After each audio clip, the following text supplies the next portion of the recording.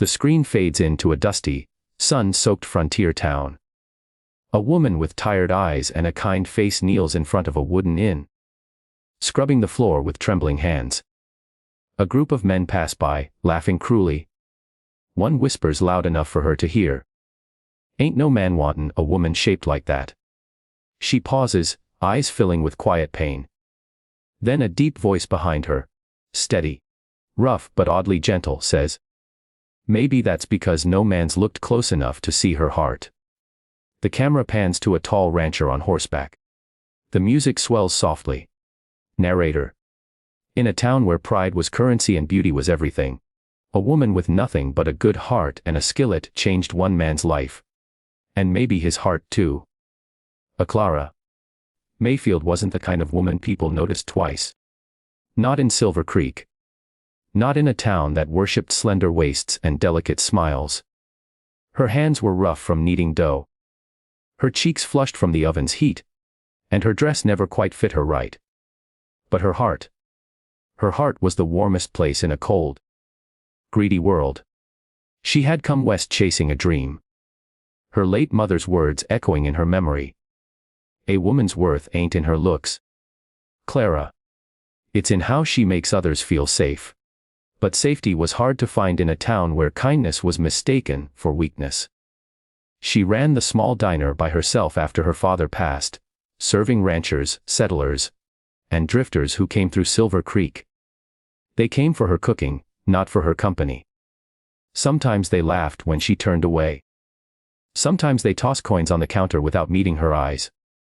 Every night, she told herself it didn't matter. That she had food, a roof and peace. But peace was lonely. Then one dusty afternoon, he walked in. Samuel Graves, the new rancher from the far ridge. A man built from silence and scars.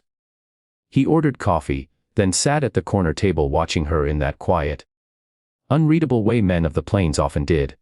"Something else, sir?" she asked, trying not to sound nervous. He studied her for a moment. "You make this pie yourself?" "Yes, sir." He nodded slowly. "Best I ever had." She smiled faintly, a rare, genuine smile. And for a moment, her heart forgot how heavy it always felt. That evening, Clara overheard the town's women talking outside. Samuel Graves. "Oh, he'll marry one of us, you'll see. Not that big girl from the diner." The laughter stung sharper than any thorn. Clara bit her lip, turned back to her dishes, and whispered to herself, "No one loves a fat girl. But I can cook." The next morning, Samuel returned. Not once, not twice. Every day that week. He brought eggs from his hens, butter from his churn, and once even wildflowers wrapped in a rag. "Thought you might use these," he said. "For cooking?" she asked shyly. He looked down, his voice low. "For smiling." Clara blushed so deeply she turned away. But her hands shook as she placed the flowers in a jar. One evening, the town hosted a dance. Clara stood near the wall, clutching her apron, pretending she didn't care that no one asked her to join. The music swirled, laughter filled the air. Until Samuel walked in. Every woman turned to look at him. But he walked straight toward Clara. "Would you dance with me?" he asked. She froze. "Samuel, people will stare. Let 'em." And before she could protest, his hand was in hers, gentle but firm. They danced. Awkwardly at first, her steps uncertain, his steady and patient. For a moment, but the world fell silent. But not everyone smiled. After the dance, a group of men sneered near the door. Rancher must be desperate. Dancing with the cook. Samuel's jaw tightened, but Clara gently tugged his sleeve. "It's fine, Samuel. I'm used to it." He looked at her.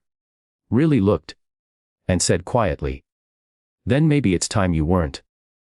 That night, he walked her home under the stars. "Clara," he said softly, "you ever think about leaving this place?" She laughed sadly. "Where would I go?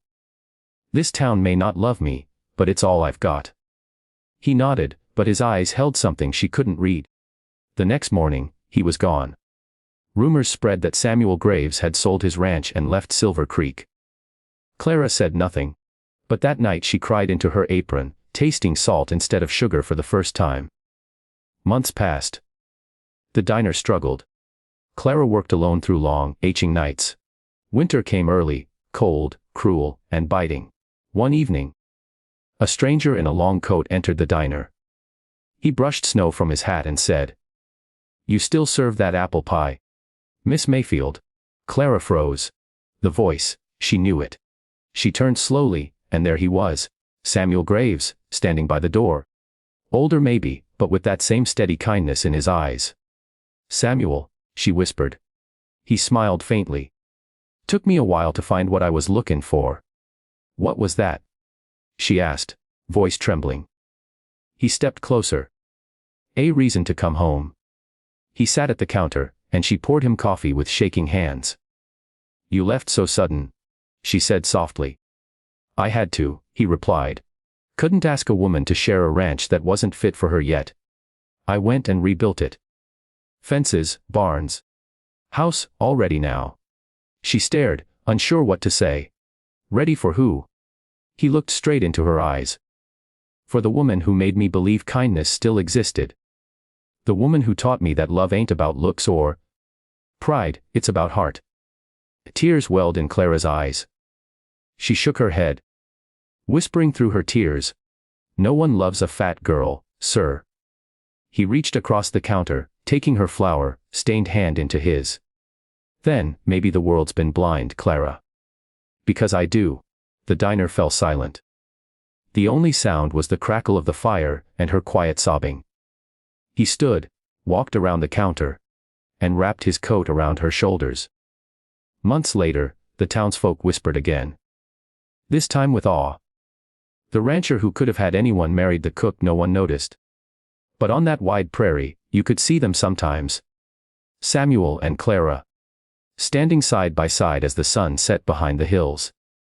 She'd be laughing, apron dusted with flour, and he'd be smiling like he'd found every treasure in the world. And every evening, as they sat by the fire, Samuel would say, "You once told me no one loves a fat girl. But I reckon no one ever met you proper before." The Clara would smile through her tears, knowing that for the first time in her life, someone hadn't just tasted her cooking. They'd tasted her heart. In a world that measures worth by what it sees, some hearts love by what they feel. Because true love doesn't count pounds. It counts kindness.